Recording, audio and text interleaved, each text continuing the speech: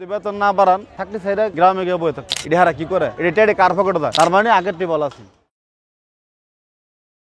ভাই এখন তো বলতে বলতে গেলে কি রাজনীতি এখন নাই ভাই এখন মনে করেন আপনার যে অবস্থা রাজনৈতিক যে অস্থিরতা এখন এটাকে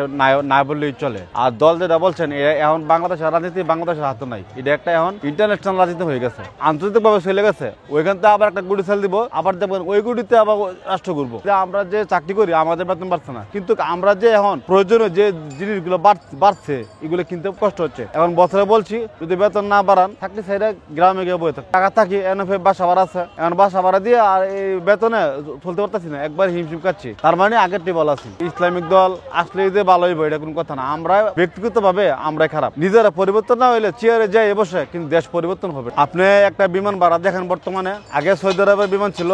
বিমান আপনি যে কোনো দেশের বিমান সৌদি আরবে গেছেন 60,000 50,000 40,000 টিকিট আছে আর সেই টিকিট অনেক 1,80,000 1,80,000 1,60,000 বাট 1.5 লাখ নিচে কোনো টিকিট নাই আপনার ট্রানজিট যান 3 ঘন্টা 6 ঘন্টা 1.5 লাখ নিচে কোনো বিমান নাই এখন আগে তো এই চক্রটা দেখতে এখন বলছে যে রেমিটেন্স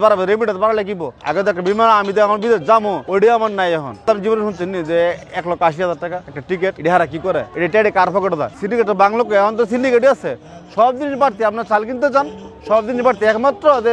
নিত্য প্রয়োজন যে সবজি আছে এটা সস্তায় সিন্ডিকেট তো আমার আর আপনাকে তো মাংতে হলে সিন্ডিকেট মাংতে হলে যারা ওই উপদেষ্টা আছে হ্যাঁ এখন দেখ কোন কোন সেক্টরে এই যে এটি দিয়ে হইতেছে আমার আর আপনার কোনো প্রাধান্য আছে আমি আর আপনার 1,000 লোক বসলে কি হইব কোনো কিছু হইব না